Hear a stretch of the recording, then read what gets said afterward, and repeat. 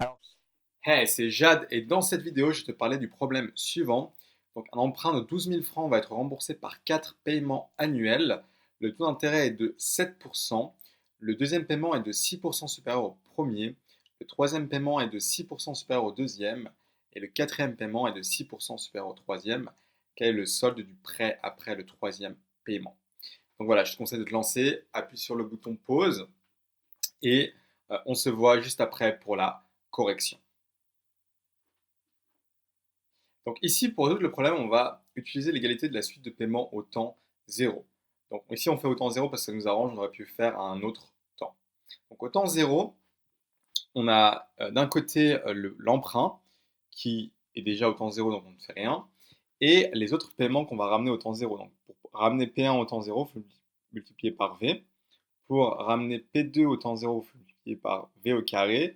Pour ramener P3 au temps t égale à 0, il faut multiplier par v puissance 3, etc. pour P4.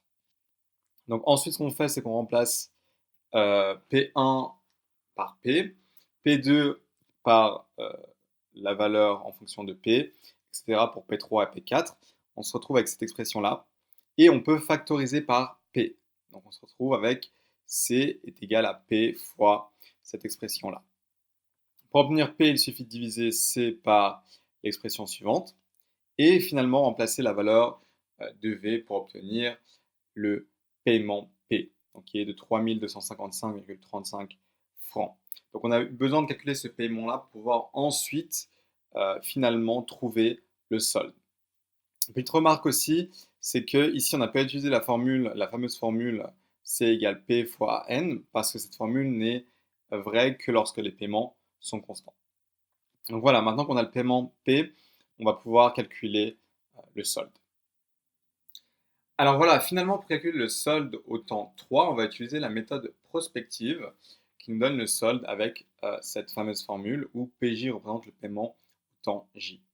Donc je prends cette formule et je remplace T par 3 et je vais obtenir finalement la somme de J allant de 4 à 4, PJ, VJ moins 3. Donc finalement juste le terme en 4.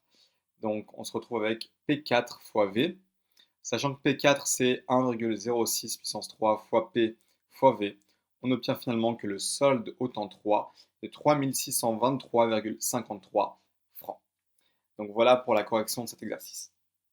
Et on se voit très bientôt pour une nouvelle vidéo.